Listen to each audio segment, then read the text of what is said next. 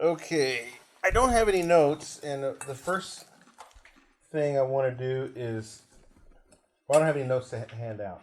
That's good. But first, I just want to kind of talk about, like, give a little introduction, then we'll get into some of the chapters. So we're in Matthew, and so these are the notes that I had put together when I taught through this in sermons. But as you probably know, Matthew is one of the synoptic gospels, right? It's synoptic because it means it's common in view, or it's being seen with a common eye. Is that what synoptic means? Yes, they're similar. Matthew, Mark, and Luke, they're similar, and there's a lot of verbal similarities between all three of these. We can see it in the English, but more so in the Greek. In the Greek language, there's a lot. There are many words that can be used to translate from the Hebrew into the Greek, or there's different ways to say things. But when it's like word for word, that's when we know that things have been copied. That someone copied someone else. Okay, so why is this important? The stories were first told in Aramaic or Hebrew, and they were recorded or retold in Greek, but they still kept their Hebrew flavor, because remember, they're being taught to a Jewish group. The audience is Jewish. The Greek order of words is extremely free. Like I said, they could use different words, and they could use certain words for emphasis, and depending on the words that they choose. Now, in these gospels, the word order in many cases is, like I said, word for word. It's highly unlikely that three different people in three different geological locations would use the same exact words to tell a story, because just like here in the U.S. and in any other countries, we have different dialects and different ways of saying things, and that's how we know that some people are from certain areas, just because of the way that they say things. Growing up in Texas, all soda pops were Cokes. Mm-hmm. When you say, what kind of... Orange Coke? Yeah. They say, you want a Coke? Yeah, what kind? And when I remember when I went to Colorado, they said, do you want a pop, or do you want a soda? I said, what is that? We used to say a Coke, or I'd ask them, what kind of Coke do you want? They said, there's only one kind of Coke. Yeah. So, Nowadays, you should boycott Coke. Yeah, we don't drink. You can drink soft drinks anymore. That's a real thing. I mean, I've experienced that in my life in Memphis. Yeah. Exactly what you just said. And we were like soda pop, and they were like orange Coke, grape Coke. Yep. Yeah. Wow. Weird. And also to use the same exact order. So there's several ways that interpreters will look at this, and they'll know that this is done, that someone copied someone else. So they must have had a copy, or the same document or information, and we'll talk about this here in a minute. But when were the Synoptic Gospels written, and which one came first? Some believe that Mark came first. That Mark was written in 65 CE or 65 AD. So I might say CE. I might flip back and forth, but there's because I work for a scholarly guy, they use CE or BCE, and AD stands for Anno Domini. It's medieval Latin for in the year of the Lord, and that's what we use for the Gregorian calendar, right? BC, before Christ. AD is Anno Domini, in the year of the Lord, because they believe that Jesus was born at 0, when reality, no, he wasn't born on 0. I think he was born several years before or after that. I never could figure out, though, what AC and ACE are. Yeah, well, CE stands for the Common Era. Okay. And they use that. What does that mean? It's the same. Same as what? As AD. Oh. So we're in the Common Era. So we are now? Yes. Mm-hmm. After. So BCE is before the Common Era. So the Common Era is when we say that, like, Jesus was born at 0. So it's been 2021 years. In the Common Era. In the Common Era, since Jesus walked on Earth. Oh, okay. I get it. So you could say it's 2021 AD, or you could say it's 2021 BC. Okay. I'm sorry, CE. CE. And then in BC or BCE. Gotcha. Okay? I never have ever heard before CE. Yeah. I've only heard BC And and AD. AD. Yep. That's all I've ever heard. I didn't. Yep. know that. And in the circles, in the scholarly circles, they use this because they use they use a lot of Greek scholarship, and of course the Greeks, I mean not Greeks, Jewish, and the Jews don't really want to say AD. Yeah. Right. Oh, You know what I mean? that Gotcha. makes sense. Yeah, or even BC. Yeah. Right. Yes. You know, That makes because sense. they don't believe Yeah. in Jesus. Yeah. They don't believe in him as Messiah. Right. So what do they use then? Just The CE, yep, or BCE, yep. yeah. So that's really why that is like Came that. about. Yes, yep, Common era. Okay. yep. Okay. Okay. That's interesting. And so Mark was probably written in 65 CE, and Matthew was probably written in between 70 and 95 CE.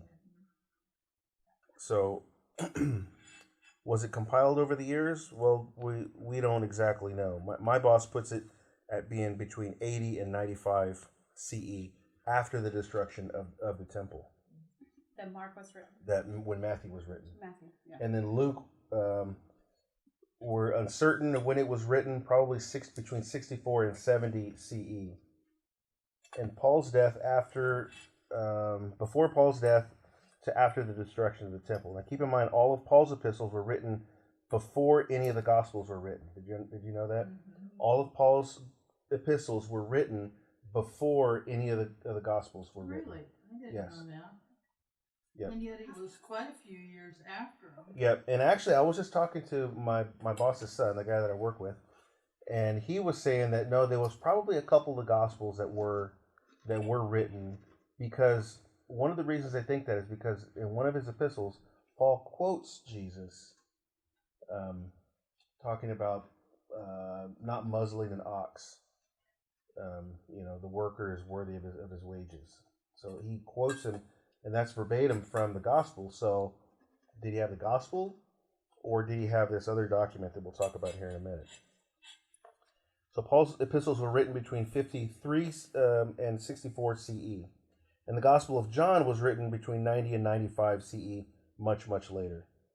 So of the synoptic authors, only Matthew was an eyewitness to Jesus. Matthew was the only one that was an apostle that was with him from the beginning and walked with him. Mark and Luke were disciples of those who were eyewitnesses. They were disciples of Peter and Paul. Now wait a minute.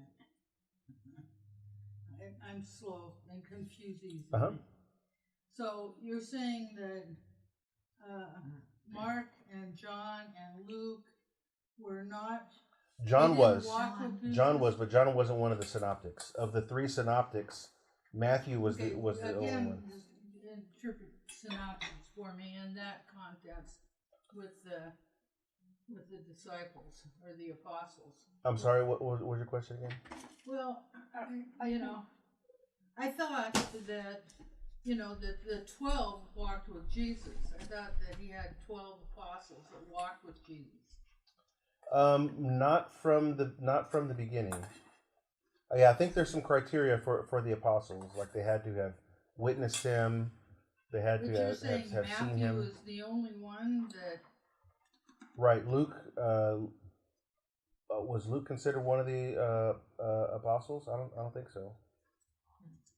He even know Jesus personally? He was.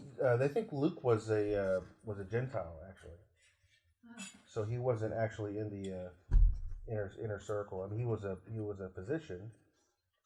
That's why they know that he took really good notes. Yeah. He was really good at the details. Wow. Sorry, I put food in my mouth. Yeah, go ahead, honey. So you were talking about the synoptic. Yeah. Okay, and so- how is that in that Right. context with? So synoptic means the same.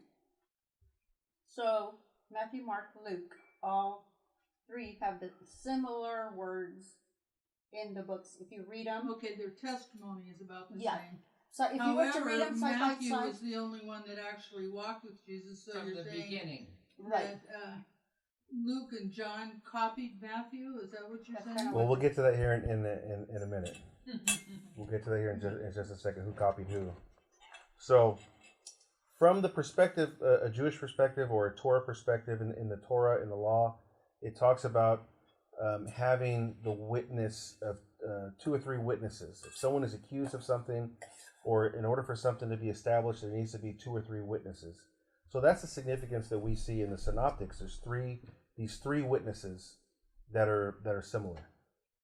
You know, if I sent 3 of my kids to the store and they came back and they gave me a description of what they did, they would each tell it from their own perspective. Except 2 of them snuck into the woods, and Yeah. only one really Yeah. went to the store. Yeah, Right? I bought a small piece of candy, but the other ones bought a larger piece. You know, so their perspective might be a little bit skewed or even biased. Except it sounds like it's a lie. You know, that's really discouraging to me to think Mark and Luke and things didn't even know Jesus. Right. Well, yeah. Well, we'll get to all that here in a bit, hopefully. I'm throwing your curve. Sorry about that. So, together the Synoptics are an ancient record confirmed by the multiple witnesses of his life, of his teachings, of his death, and of his resurrection. These are important documents for us as disciples of Jesus. So we know that these things are true because they've been recorded by 3 different people. Now, most of the content of Mark is found in the other 2 Gospels. Mark is the shortest one. Right, so most of the content in Mark is found in the other 2 Gospels. Did Matthew and Luke use Mark as a template? There are some passages in Matthew that are the same in Luke, but not found in Mark. So while Mark is in all 3, there's some in Matthew that are the same in Luke, but not in Mark. So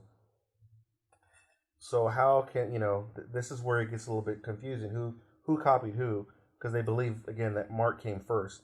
Some scholars believe that there may have been another source document that was compiled by the apostles about the teachings and life of Jesus, and they call this document Q.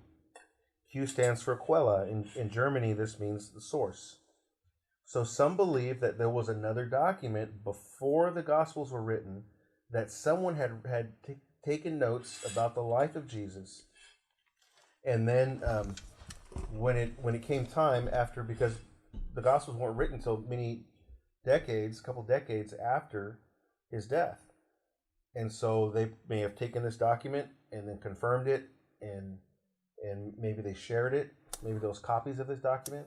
And that's the Q? That's the Q document. Yeah, this is called the Q theory. Some believe that the author of Matthew used the Gospel of Mark and Q. Luke also used Q. This is why Matthew and Luke have similarities with Mark that Mark does not. So that's the early, just a real brief overview of the compilation and the writing of the book of Matthew. Can I ask you this? Is this proven or is it opinion?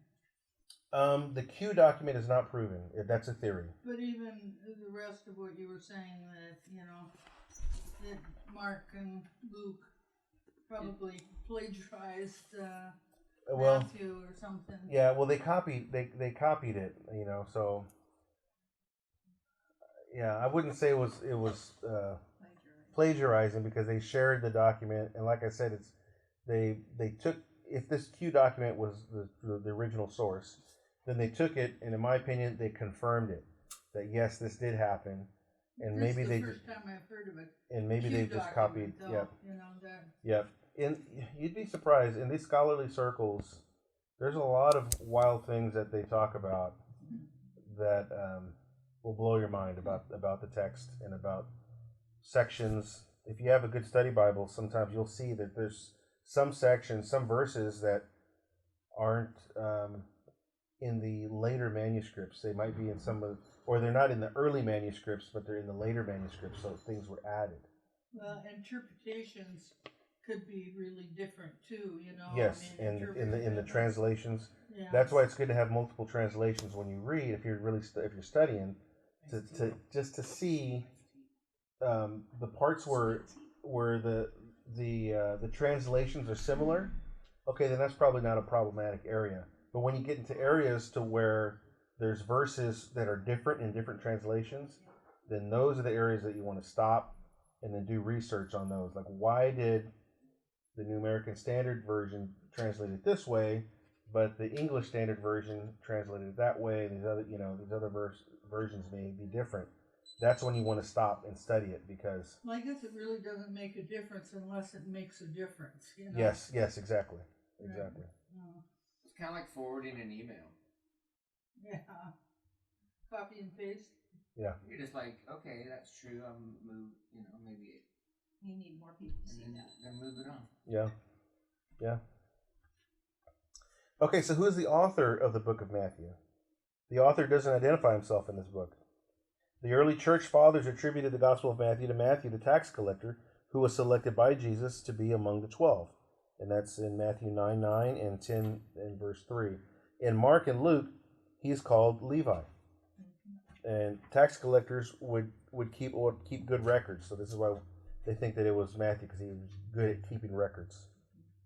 So which Matthew? You have to know that the Jews normally had two names. So it would be Peter, Simon, Sure. And then what you're saying, they referred to him as Levi. Sure. Or, Yeah. They might have. Yeah. And what is two it? names. Bartholomew, Nathaniel. So that's always listed in the Bible. So in the Messianic camp that we've been a part of for a while, a lot of people, I mean, they really elevate Jewish things, and everything has to be Jewish. And so people say that Matthew, they'll say that Matthew was written first, and Matthew was written in Hebrew, and then they translated it to Greek. So you may hear people, if you ever do any Google searches on this, they'll say that there's a Matthew Hebrew out there, but there's no extant, which means there's no actual translations that have been found that exist of Matthew in Hebrew. All the Gospels, during the time of Jesus, everyone spoke Greek. Well, they may have spoke Aramaic and maybe some Hebrew, but Greek was the main language that they used. It was the language of commerce, and it was what they wrote in. In fact, the most popular Bible translation of the time of Jesus was the Septuagint. The Septuagint is a Greek translation of the Old Testament, which was written 300 BCE. So that's it's a because everything was conquered by the Greeks, so everyone spoke Greek. Okay, so some people will say that there was a Hebrew Matthew document. There are many early Greek manuscripts of Matthew dating back to the 3rd century. These Greek Matthews do not read as a translation of Hebrew, of a Hebrew original. And translators can tell this. They can tell if it was actually Hebrew and then translated or not. There's certain ways that they can determine it.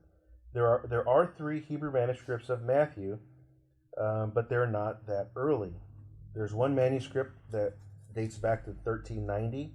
There's another one that dates back to 1537, and another one that dates back to 1555.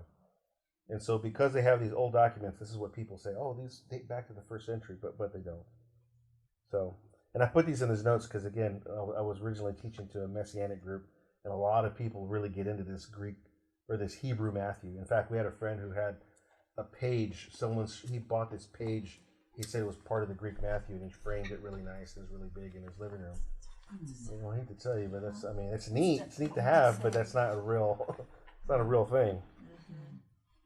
So if there was an early Hebrew Aramaic document, it would have been this Q document that someone had, but we don't have this document, so we don't know. It's just a theory.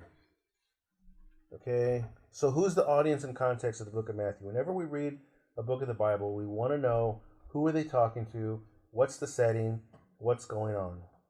All the Gospels have the same basic purpose to describe the person and mission of Jesus and the manner in which he fulfilled it. But each Gospel has its own emphasis. The author has his own motive. They each showcase specific aspects of Jesus and his work. This is dependent on their audience and the circumstances of the audience. So, as a side note, the context of the Gospels have 2 levels. The first has to do with Jesus himself. This includes first century Jewish culture and the rituals, the geography of Israel, etc. The second has to do with the authors and their reasons for writing. So in Matthew, to whomever the audience is, he does not say to who it's written to, but his primary emphasis is the royal kingship of Jesus as the rightful heir to the Davidic throne. That is a theme that we're going to see throughout the whole book. Is the emphasis is on the royal kingship of Jesus as the rightful heir to the Davidic throne.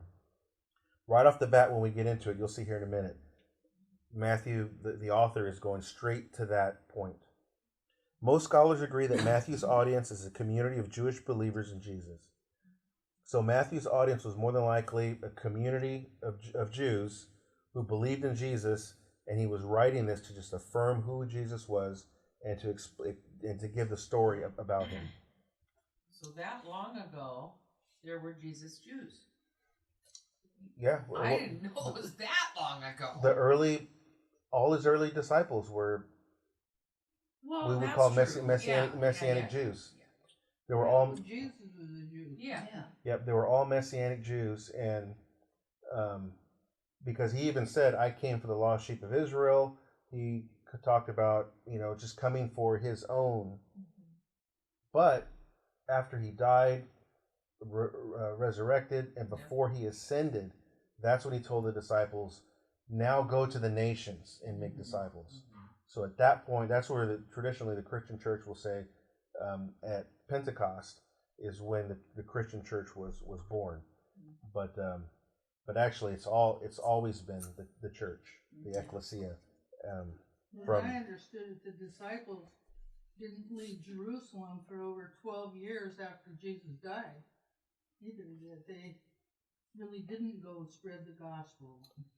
Yeah, I mean, I think some of them were afraid too. What was in the upper room then if Mark and John didn't even know Jesus? I mean, Yeah. Who was? I mean, not Well, again, John knew him, and I think Mark came later. But I don't think Luke was there. Yeah, I don't think Luke comes in until Acts. Like after the resurrection, when Jesus came into the room where they were all hiding, it was Thomas obviously was one of the disciples, but who were the rest that were in there? Yeah, well, they're listed. Oh, some are listed, but there was 120. No, I'm talking about when Jesus just appeared after the resurrection in the room where. Okay, and Mary, the two Marys were in there. I don't remember if. Okay, well look. Yeah, well I'll look into that and I'll get you see if there's a list of the names. Well, that's all right. This is good.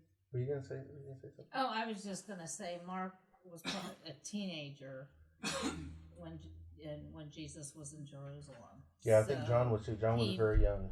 He may have heard, but probably didn't know personally, but may have heard. Well, am I the only one that didn't know that Mark and John didn't know Jesus? I mean, did everybody else know that? Of course. I didn't know that. What is up with you? You did not, liar, pants on fire. Okay. Another side note. The Gospels are not about giving you pure history. The Gospels are not about delivering sheer facts. They're not written by journalists giving details as they see them or as they happen. The Gospels are about giving a message, and that's the message of Jesus. Okay, because so sometimes people will look at these things as in a way that that's not the reason for why they were written. Okay, Matthew was written 50 years after the events written about took place. Can you write about something that happened 50 years ago? Wow. No, I can't remember what happened. There are a lot of things happening in Israel during the time of their writing. The audience, this Jewish community, needed to hear an encouraging word about their Messiah. The Gospel of Matthew is telling the story of Jesus to this believing Jewish community with their current situations, circumstances, dilemmas in mind. This is why my boss, he puts the writing of Matthew after the destruction of the temple. Okay, here are 4 points that we can say with confidence about the Gospel of Matthew. The Gospel was written by Matthew, the tax collector, one of the 12. The author was aware of Mark's Gospel and utilized it in his own writing. Another source document which was known by Luke was also used in the compilation of this Gospel. And this Gospel was written within the context of a Jewish community who were followers of Jesus. So those are 4 things that we know we can say with confidence about the Gospel. Repeat those. The Gospel was written by Matthew, the tax collector, one of the 12. The Gospel, the author was aware of Mark's Gospel and utilized it in his own writings, because we see Mark all within Matthew. Another source document, which was known by Luke, was also used in the compilation of this Gospel. And this Gospel was written within the context of a Jewish community who were followers of Jesus. I thought you said that they didn't know who wrote Matthew, that they didn't even know that Matthew had written it. Well, based on the things that are written and the way that it's said, that's how they. Because he was a tax They collector. can say that it's because he was Levi, which meant Yeah, and because he was known to tax collectors, kept good records. they think that. Do they just suspect that he wrote it, but they don't know Yeah. for sure? Yeah, The Yep. Chosen portrays him as a little autistic. Like I remember you saying that. Yeah, So he's paying attention to details and And even commented by the by the higher ups and the Greeks were amazed by how he. Wow. Whether that's just something Yep. added in or that's the truth or not, but yeah. And I got these 4 points from my boss's commentary, and I've used a couple of other commentaries in putting all this together. And for the most part, I use the NASB 95 translation, and I also try and use other translations. You keep saying your boss. Who's your boss? My boss is a guy named Tim Haig. He's a Bible scholar. He teaches Bible study classes online. It's like an online school, like an online college. Right. Yeah. So he converted his garage into a library. He's got like 6,000 books in there. Wow. And it's quite amazing. I mean, he's Does he live around here? Tacoma and Proctor. Nice. Oh, Yeah. So do you actually work with him? Or? Yeah. I sit there in the garage with him. No. Me, him, and his son. Awesome. That's got to be kind of fascinating. Yeah, and there's a guy around the corner from him, who's also a president of a school that's right up here, where Gravelly Lake, where the intersection at Bridgeport, Gravelly Lake, and that weird intersection there. Well, behind that Midas Tire Company or Midas Car Oil Change, whatever. There's a small building, and that is actually another college right there. It's called. You're not talking about the white one, the big white one with the pillars. No, it's a small That's building. A seminary there. Well, maybe that's it then. Yeah, it's the Western Reformed Seminary. No, that's not the white one. The white one is what you went to there Yeah, for a class. I've been there for a few classes. Yeah. I know some people. See, this is like Sandy. You're like 2 different stories of the same thing right there. Just like Matthew and Mark, just telling the same thing. No. No way. Thanks for putting that out. That's true. Okay. Let's see. I know this information is a information overload, and there's much more that can be said about Matthew, and there are many more topics and issues that we can debate on. No, that's okay. But as I've been studying and reading over the past, as I was going through this, I've always tried to pull out application. So I'll try and pull out some application as we go through this, and not just give just all facts. So, okay, any questions on what we talked about so far? I know, like I said, there's a lot of information, there's a lot of brain dump. Can you repeat the purpose for his gospel? You said the royal kingship. Oh yeah, His primary emphasis is the royal kingship of Jesus as the Amen. rightful heir to the So Davidic really throne. fast. You don't know shorthand? Not yet. The royal kingship of Jesus Okay. as the rightful heir to the Davidic throne. Okay. Okay, and then Matthew's audience is a community of Jewish believers. Yeah, I got all that. Okay? I have a So- question. How is this going to be breaking down? Are we doing Matthew 1?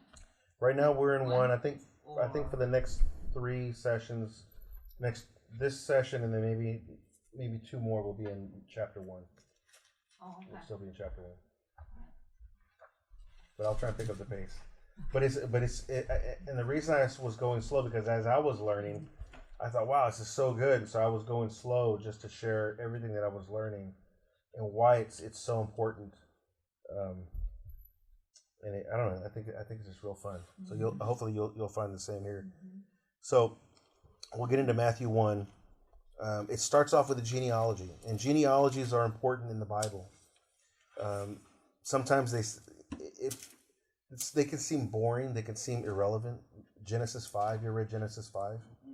This guy was born. He lived this many years, and he died. Then he had a son. And this guy was, and it says, da da da da da. He lived. He died. Born. Da, da, da, lived and died. Born. And he begat. Yes. Yeah.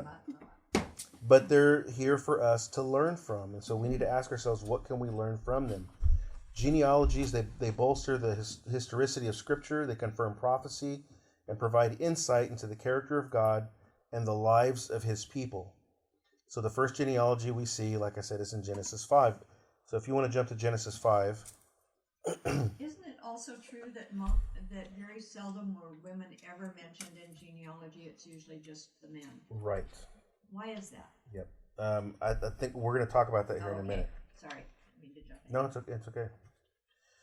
Genesis 5, starting in verse 1. This is the book of the generations of Adam. In the day when God created man, He made him in the likeness of God. So Adam was made in the likeness of God. Verse 2. He created them, male and female, and He blessed them and named them man in the day when they were created. When Adam had lived 130 years, he became the father of a son in his own likeness, according to his image, and named him Seth. So Adam was 130 years old when he had Seth. Now, when you read it, it seems like he was just out of the garden. He had Cain and Abel. Cain kills Abel. Then they have another son. So you would think that, okay, they're still in there. I don't know. Not too bad, but And when did Adam start counting his birth? When Started counting what? his birth date? Ooh, no. Like when God created him? Yeah. Oh. He was Might fully started man. late. So. Yeah, but how old was he? Yeah. He was ripe. You know what I mean? Yeah. Is this 130 years I from think his he must- creation? I think he must have been How old was Adam when 33. Man. 32 is a popular 32. Yeah, Yeah. that's There you when go, we'll go with that. Christ. Yeah, that's old. Maybe he was 32. 33. So now we see Adam having a son in his own likeness, according to his image. When the days of Adam, We're going to be in heaven doing it. then the days of Adam after he became the father of Seth were 800 years, and he had other sons and daughters. And so all the days that Adam lived were 930 years, and he died. Oh my gosh. And so that's how Genesis 5 goes, and it goes more on and on and on and on. So we can gather from this chapter, or what can we gather from this chapter, this genealogy? We have to put it into context. We've got to go back to Genesis 3 in the garden. God alludes to His plan of restoring man to Himself. Because of the introduction of sin, man cannot fellowship with a holy God. Their relationship had been severed. Because they disobeyed God, they ate of the tree of the knowledge of good and evil, so they got kicked out of the garden. So because they sinned, they couldn't dwell with God, but God wants to dwell with man, so He has to come up with a plan to reconcile Himself to man. Genesis 3 and verse 15. And I will put enmity between you and the woman, and between your seed and her seed. He shall bruise you on the head, and you shall bruise him on the heel. So we know that women don't have seed. Men have the seed. Women have eggs. Mm-hmm. So we know this to be an allusion to Jesus. I will put enmity between your seed, he's talking to the woman, or the serpent, and her seed. Okay, this is talking about the enemy, and it's talking about Jesus. Okay, so this is where we get the first prophecy about Jesus. I was going to say, isn't that the very first prophecy in the Bible, isn't it? Mm-hmm, yeah. Okay, now we have to trace the line from the woman to the seed. Do we trace it from Cain? He was the firstborn. Well, we see what Cain did to his brother Abel. He killed him.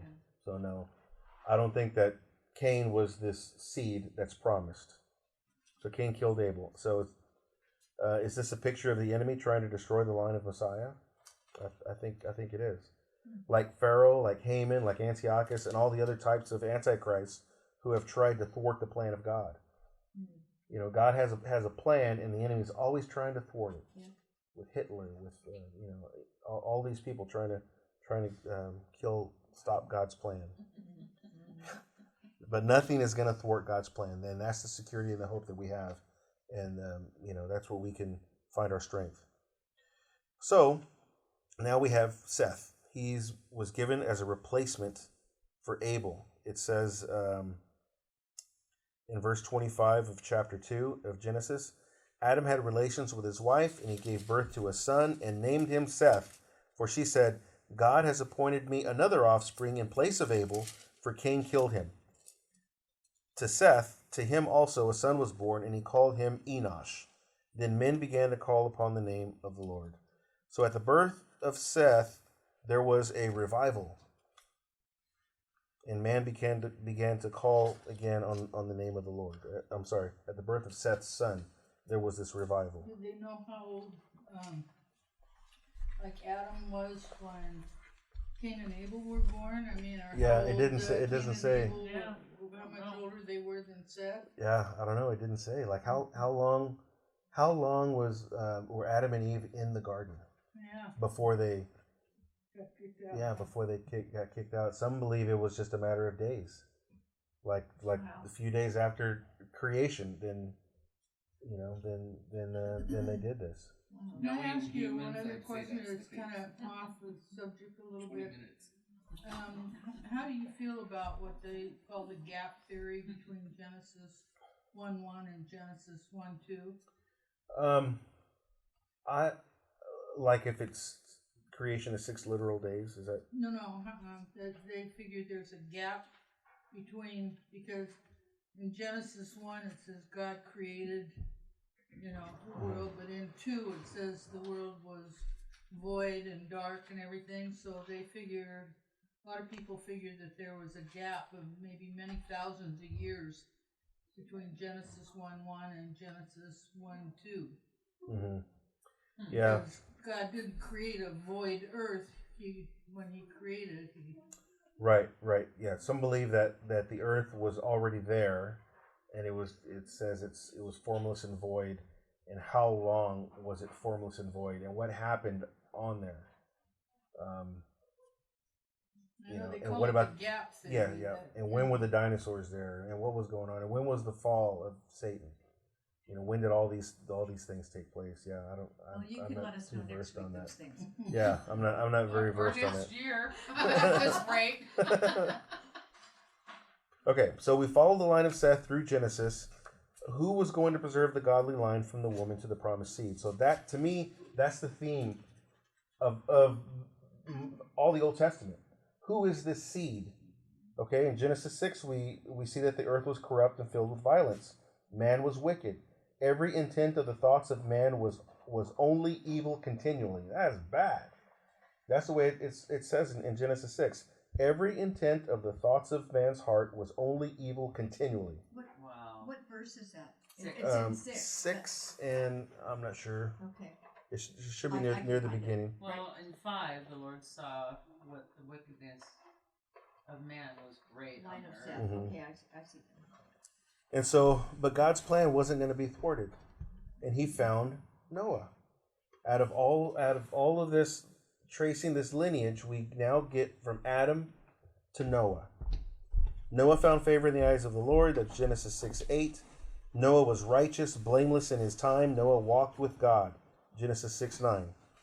On the ark, Noah and his family escaped the flood with 2 of every kind of animal. Noah preserved mankind in the line of the promised seed. So was Noah this seed? No, he was a picture, but we find out that no, Noah wasn't the seed. And so we look at Noah's 3 sons. Was it Shem, Ham, or Japheth? In Genesis 10:1. Now these are the records of the generations of Shem, Ham, and Japheth, the sons of Noah, the sons who were born to them after the flood. So again, we get these genealogies all throughout the books of Moses in the Torah. We get all of these genealogies, and they're important. Yeah. They're the only ones that have a genealogy. Yeah, all the way back. yeah, and the earth was, God hit the reset button, and now we start off with Noah and his 3 sons. So which of Noah's sons would preserve the line of the promised seed? Well, we find out that it's Shem. So we go through Adam to Noah to Shem, Genesis 11:10. These are the records of the generations of Shem. We follow the line of Shem to Abraham. Okay, from Shem we go through all these guys, and now we get to Abraham. At this point, the Bible narrative slows down, and now the focus is on Abraham and his descendants. Why? God chose Abraham and made a promise to him that he will preserve the line of the promised seed. And this is now we're in Genesis 12:1-3. Now the Lord said to Abram, this is before he was Abraham, go forth from your country, from your relatives, and from your father's house, to the land which I will show you, and I will make you a great nation. I will bless you and make your name great, and so you shall be a blessing, and I will bless those who bless you, and the one who curses you I will curse, and in your families of the earth and in you all the families of the earth will be blessed. So how are the families of all the earth going to be blessed through Abraham? The seed. The seed of the woman is going through him. And so through Abraham, which we already know the story, Abraham, Isaac, Jacob, the 12 tribes, through Judah, through David, down to Jesus. It's through Abraham that we're going to get this seed. And that's how the nations of the earth are going to be blessed, through him and through the salvation that he's going to bring. God makes a promise to Abraham to make him a great nation, but there's a problem.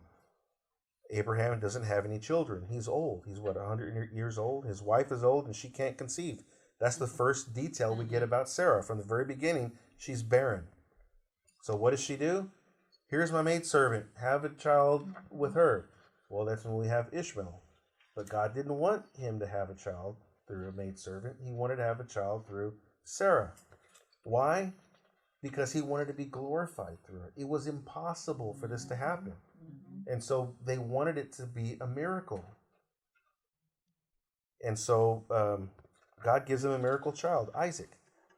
One child is hardly a great nation. He said, I'm going to make you a great nation, but he only gives him one son. So again, is Isaac this promised seed? No, he ends up not being the promised seed either. So we continue down the line. Now Isaac has twins. He has Esau and Jacob. In that order, Esau is born first. They're twins. Esau comes out first. In their culture, the oldest son would be the heir to the father. He'd be the next in line to be the leader. Well, God chose Jacob before he was even born. He says the older is gonna serve the younger, which is unheard of. And so we know in the story of Isaac, Isaac favored Esau because he was a good sportsman. He liked to hunt, but Jacob was the one that was going to be chosen. So Jacob ends up being the one that's chosen. But now Jacob has 12 sons from 2 wives. They're sisters, right? Rachel and Leah. Remember the story? How he was tricked into marrying Leah. He wanted to marry Rachel. Then he marries Rachel. And so where is the son going to come from here? The oldest son is Reuben. Would Reuben be this promised seed? No, he's not the promised seed. Then we see the story of Joseph and the great thing that happens with Joseph and how he saves all of his brothers. He gets thrown in Egypt and he becomes he saves the world. He's another picture of Jesus. His brothers throw him in the dungeon, and they sell him as a slave, and they don't recognize him. And this is a picture of what's going to happen when Jesus returns. The Jews don't recognize him, but their eyes will be opened. But no, it ends up being Judah. Judah is the one that the seed is gonna go through. So throughout the Bible narrative, throughout the Old Testament, we follow the line of the promised seed. With this, if you're reading the story for the first time, you should be thinking, who is it? Who is this promised seed to come? Right. If you're reading it for the first time, like, is it this guy? Is it this guy? Mm-hmm. Then we get to Ruth. Ruth 4 and verse 18-22. These are the generations of Perez. To Perez was born Hezron, and to Hezron was born Ram, and to Ram was born Amminadab, and to Amminadab was born Nahshon, and to Nahshon was born Solomon, and to Solomon was born Boaz, and to Boaz Obed, and to Obed was Jesse, and to Jesse David. So we get another short genealogy here. This picture of this where the seed's going. Now it's going to David. Is this David going to be the promised seed? 1 Samuel 16 and verse 1 says, God tells Samuel, fill your horn with oil and go, and I will send you to Jesse the Bethlehemite, for I have selected a king for myself among his sons. And if you remember that story, Samuel goes down there and he's looking for the older sons. And then no, it's none of these guys. He's got some depict them as having the Urim and the Thummim, these rocks that would glow to determine. And it wasn't any of these boys. But he finds out that he has another son, and it's David. And he comes, and then he anoints him. So David will now preserve the line of the promised seed. In 2 Samuel 7, God makes the role of the promised seed more specific. David wants to make a house for God, but God says, no, I will make you a house, and you will be king, and your descendants now will all be kings. In 2 Samuel 7:16, God tells David, your house and your kingdom shall endure before me forever. Your throne shall be established forever. So from that point on, every legitimate king in Israel will come from David, the line of the promised seed. So God has a plan, and it's not going to be thwarted. And God made a promise, and he's faithful to see it through. Okay, so now we get to Matthew 1. In the same fashion as the writers of the Old Testament in recording genealogies, Matthew uses this same phrase and this same formula. Again, he's speaking to a Jewish community. As he starts going through the genealogy, they know what he's doing. He's making a connection. He's making a connection to these other genealogies found in the Old Testament, found in the Torah, that lead to this promised seed. So he's making a statement too, because now he's going to mention women in this. This familiar phrase makes a connection. He says in verse 1 of Matthew, the record of the genealogy of Jesus the Messiah, the son of David, the son of Abraham. So he connects, who does he connect Jesus with? David, Abraham. So that's just a short way of saying that whole line. From there to there. Yes. Yep. He's connecting the dots. He just connects those dots real quick. It's connecting Jesus to the genealogy that can be followed throughout the Old Testament. In this gospel, Matthew going back to Abraham, and in Luke, the genealogy is different. He goes back to Adam, and some I think some describe that I think this genealogy is this Miriam's genealogy, or is this Joseph's? I'm not quite sure. I think it's both. I think because they're both actually from David, both Joseph and Miriam. They're both from the line of David. Okay, here's Matthew is making the case that Jesus he's a son of David. He fits the criteria of being a king. He's a son of Abraham. He fits the criteria of being the descendant of Abraham.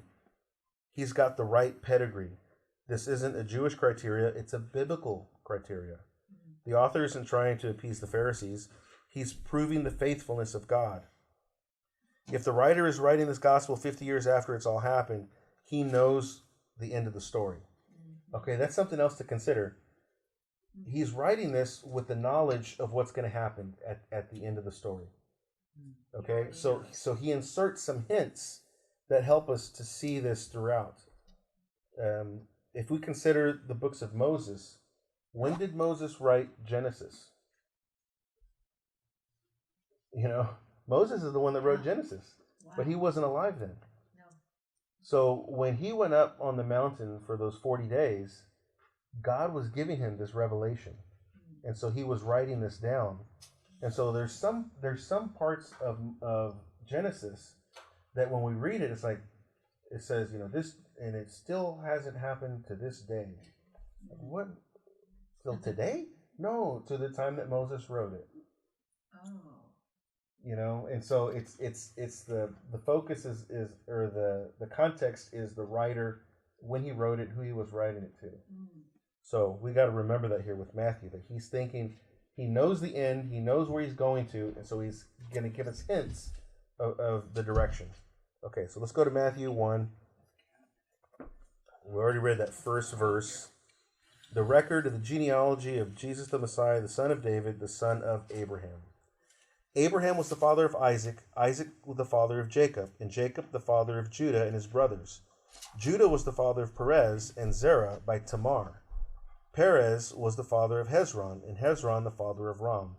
Ram was the father of Amminadab, Amminadab the father of Nahshon, and Nahshon the father of Salmon. Salmon was the father of Boaz by Rahab. Boaz was the father of Obed by Ruth, and Obed the father of Jesse. Jesse was the father of David the king. David was the father of Solomon by Bathsheba, who had been the wife of Uriah.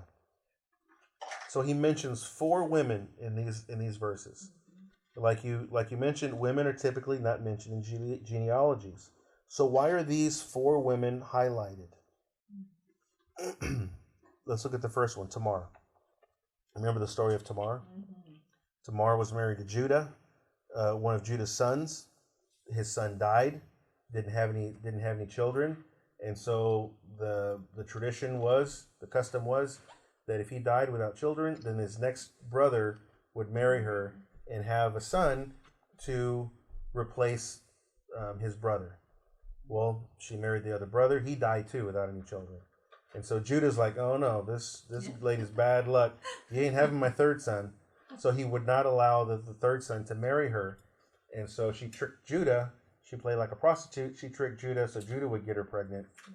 And then that's where we have Perez is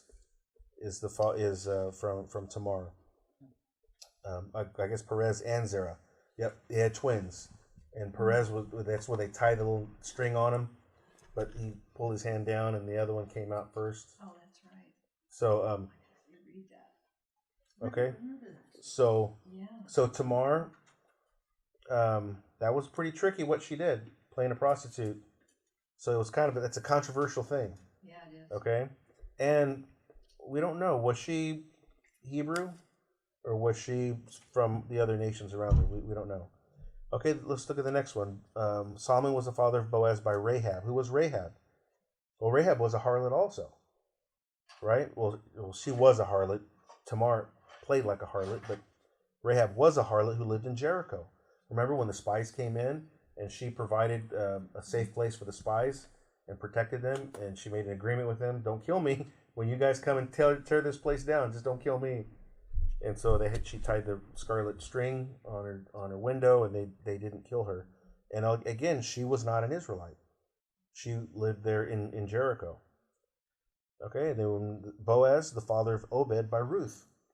Ruth was a Moabite, right? She married a Jewish man. She married one of the sons of Naomi, but still she was a Moabite. So she wasn't an Israelite either. Then we have Bathsheba. Well, she was an adulteress.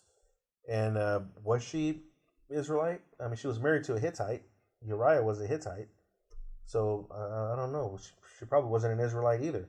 So we have these. That's interesting. I have never heard. So we have these 4 women, and none of them were Israelites, and each of them was controversial in their own way.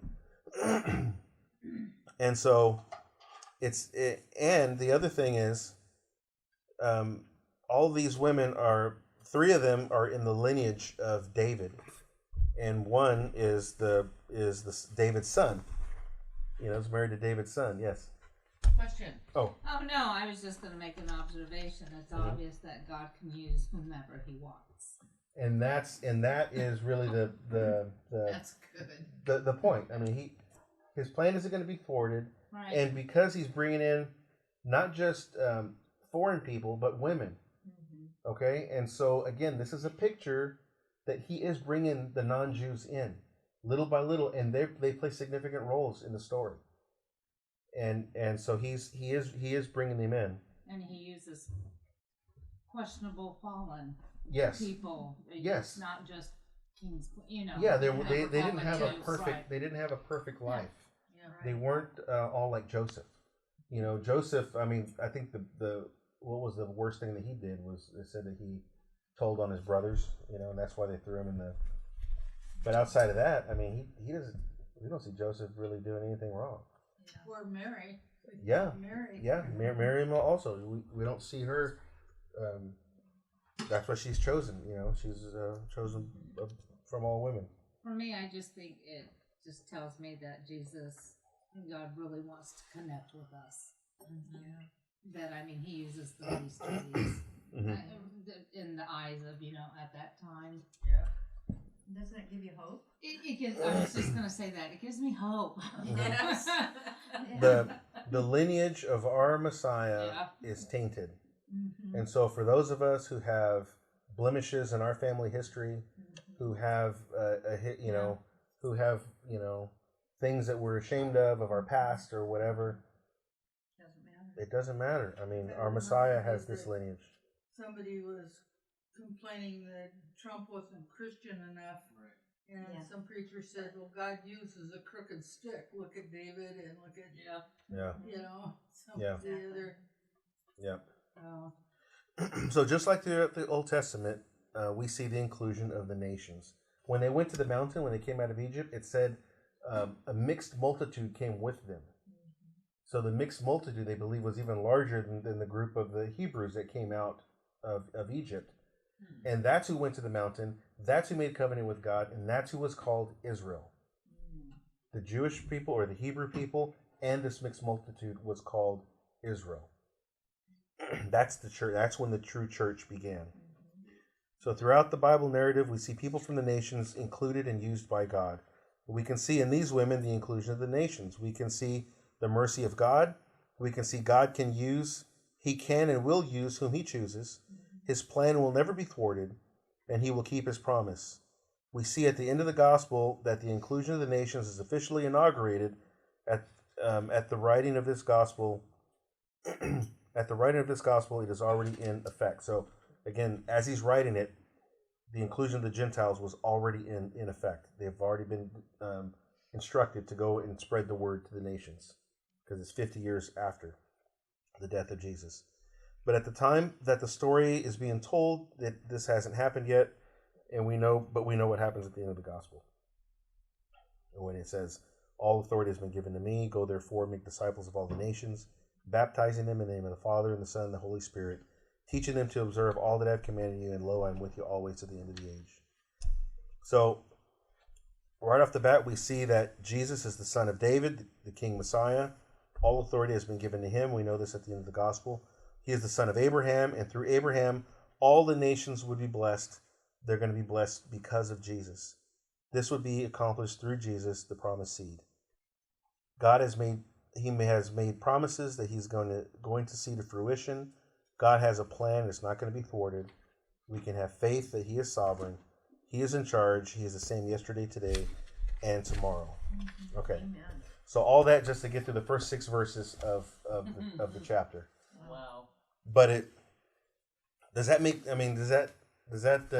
sense? I mean, is that good information to really? Yeah. Because when I've read it before in the past, it's like, okay, I start reading this genealogy. It's like, you start yawning. But when you stop and you think about it, you know, like you notice, wait a minute, there's women in here. And why these women? You know, it's important, and it should cause us. If you have a study One Bible, of them would have been good. Randomly, I think, I'm sure it's the same with, the other genealogy, but it's like, with this is like a genealogy with a purpose. yes, yeah. They all have a purpose. Yeah, but it just makes it even more exciting. Mm-hmm. Yeah, exactly. But it's like proof. And again, talking to the Jewish community, they knew that he had to be from the line of David. He had to be a Hebrew. He had to be from the line of Abraham. And so by the author laying it out like this, it's just giving proof and just solidifying the story and giving them faith in the Word of God, that the Word of God is true.